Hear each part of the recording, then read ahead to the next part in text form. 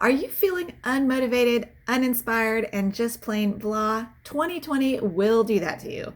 In today's video, I'll review a sweet little paint set that is sure to lift your spirits, and as a bonus, give you lots of little tips about how I painted an ocean wave scene with these shimmery new watercolor paints I just found. Before we get started, just remember to subscribe as I upload new videos every week, and show me some YouTube algorithm love by watching until the end. Leave a comment or question we can chat about in the comments, and hit the like button so I can continue to grow this channel and bring you more and more and better content. And if you want to paint along with me in real time with full instruction as we go via video tutorials, get free downloadable traceables and a ton of other benefits too numerous to include here, check out www.rachelstudio.com/Patreon index to see a gallery of available painting projects once you join my Patreon. So let's get started with the good stuff. The exact little fun bauble I bought myself was a handmade paint set by Maza Watercolors on Etsy called Magic Blue Clamshell Metallic Shimmer Paints. Now, just another little word about being uninspired, unmotivated, blah, can't pick up a watercolor brush. I've been seeing this over and over again in the watercolor forums. People are just feeling so blah, and I get it. And one of the best ways to reset yourself, and hey, listen, I'm a professional here. I've got a master's in counseling. So that was my previous life, by the way, before I started doing watercolor. So one of the best things you can do for yourself when you're feeling just kind of blah and uninspired is just give yourself a break. Take a little break and take care of yourself. We call it self-care in the counseling world. And the best way to do that is to buy a fun little bauble, a little gift for yourself. I think that's a great way to do some self-care. And that's exactly what I was doing. I just wanted something really fun and really different to hit the reset button just a little bit and have some fun. So you guys, this is a great way to do it because this set was only $12 and it's a lot of fun. So let's take a look at it. The set I bought was Magic Blue Clamshell set, and these are iridescent metallic shimmer handmade watercolor paints made by Maza herself. So let's go ahead and get started and try out these beautiful little paints. All right, so here I am unboxing this lovely little set, and it comes in this cute little tin. I had a hard time opening it, so I had to go get a knife, but I edited that out for you guys.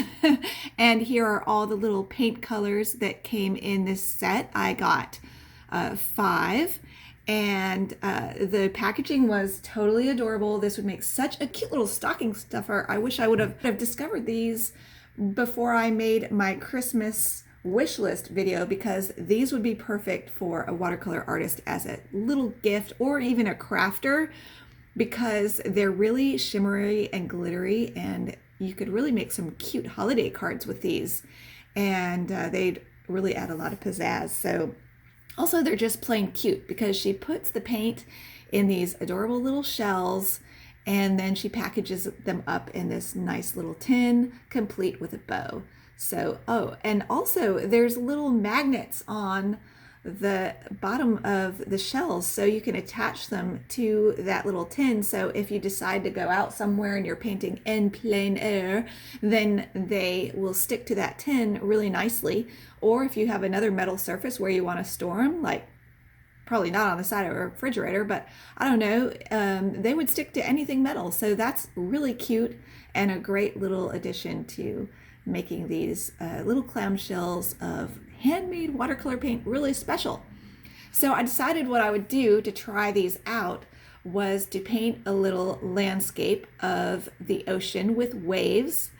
And so this will also kind of turn it into a little tiny tutorial about how to do a very fast painting of an ocean with waves and keep it really simple. And I did not look at any reference photo.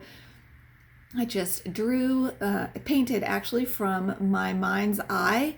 And basically what I wanted to accomplish was seeing what these colors looked like on paper, which they were really pretty. Now, the colors in these are muted, and which makes them more natural looking and really amenable to like an impressionistic look or a supporting role for brighter colors, because as you know, if you paint with grayed down colors like these are, then your other colors will really pop. So yes, you can definitely use these with other watercolor paints. And the thing with these paints is they don't have a big wide spectrum of light to dark. So they stay either really light to medium, and it's hard to get super darks with them, which is totally fine because you can use other watercolor paints in your palette to get your darks if you need them. But these are really delicate, gentle, kind of grayed down, relaxing, beautiful colors.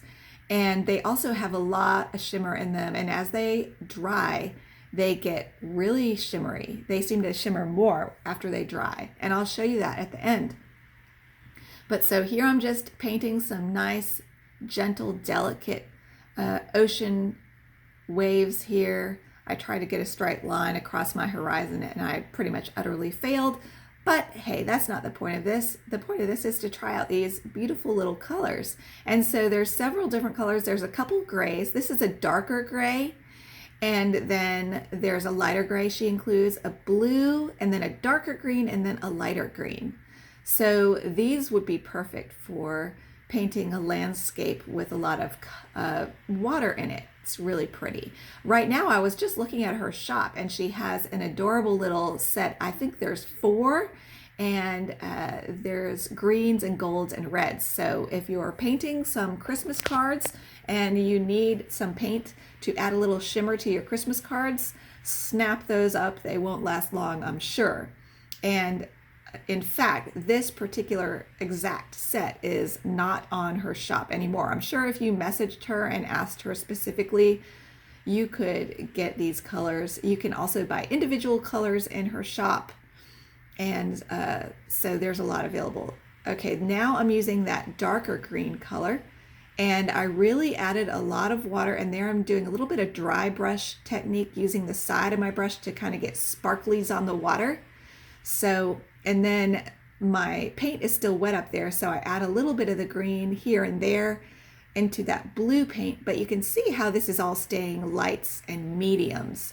It's really, you can't get darks with these colors, so you would need to augment your palette if you need a darker value. And of course, I recommend when you're painting anything, each painting as a general rule needs a light, a medium, and a dark. So it is hard to get those darks with this paint, but they are watercolor paint, and you can mix and match watercolor paints and brands. I've seen that beginner artists talk about that a lot on watercolor forums, where they're like, I've got a whole set of Winsor & Newton, and they don't understand or know that you can mix brands. You don't have to just paint with one brand of watercolor paint. So here I'm going to splash a few little waves in the foreground as if we are standing right in front of some crashing waves.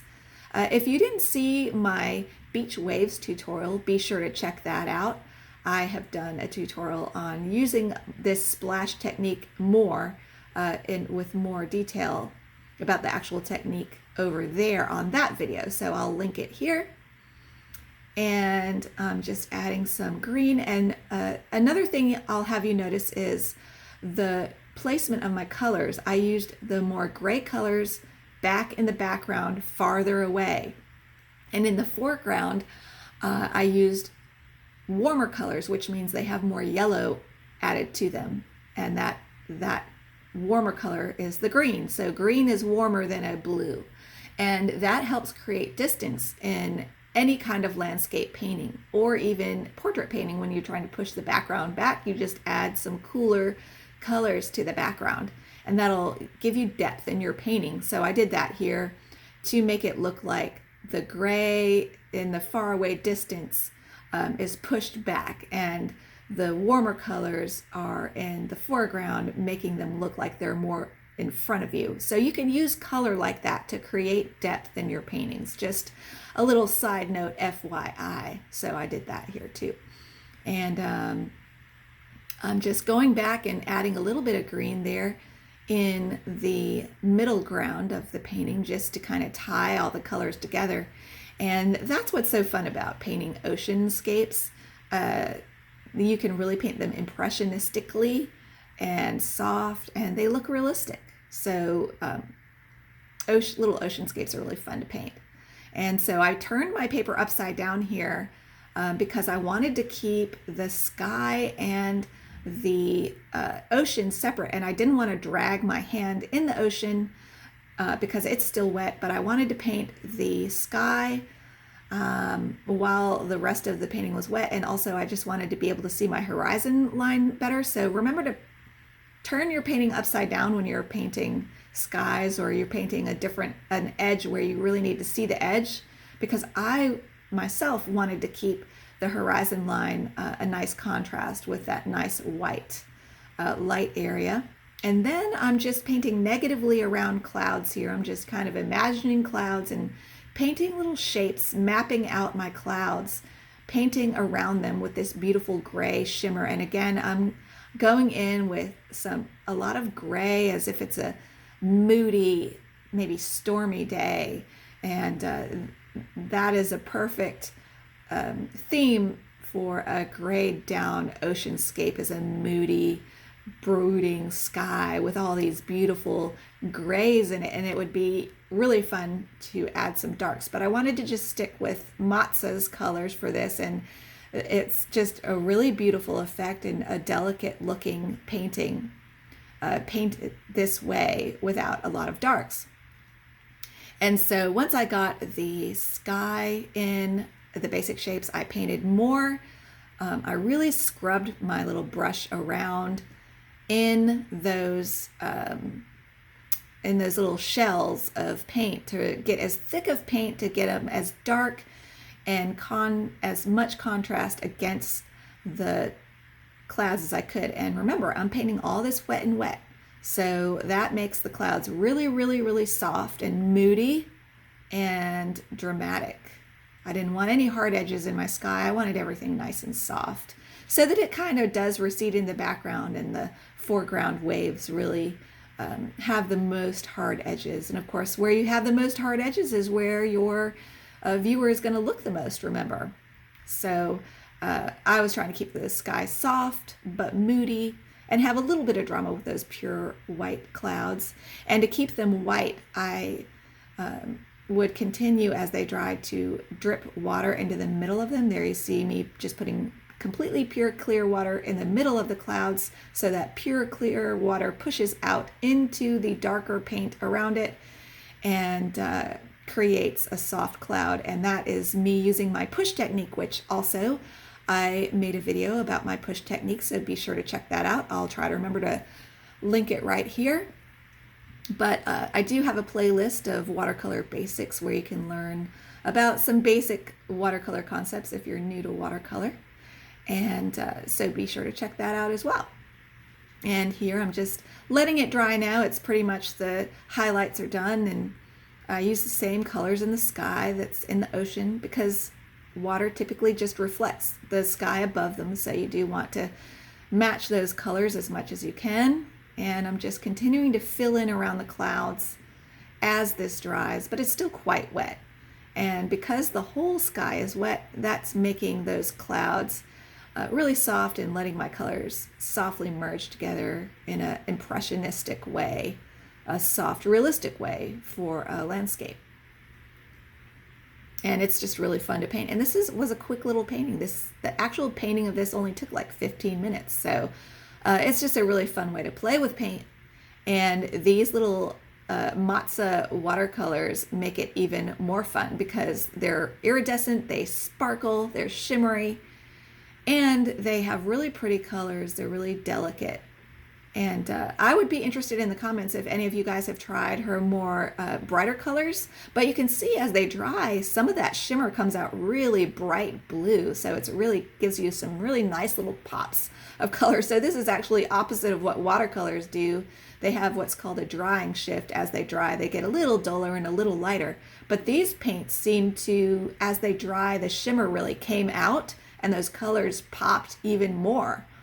So that's kind of fun, and they really had some really bright colors in them. So yeah, if you've tried these watercolors, please leave your comments below what you use them for. What kind of projects can you use these in? I'd love to hear.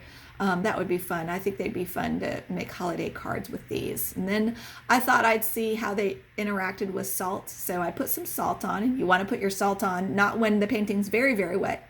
You want to put your salt on when it's medium wet to get the salt effects. But I did not notice that this paint responded much to the salt. I didn't get too many effects, but I did get these beautiful granulating effects. And granulation in watercolor is just when there's a lot of little flecks in the paint, and as it dries, it creates this really pretty texture, which I personally like, especially for landscape paintings. So this paint definitely has a granulating effect, and then it has that iridescent shimmer effect that granulates out too, and as it dries, that gets more brighter, more saturated looking, I think.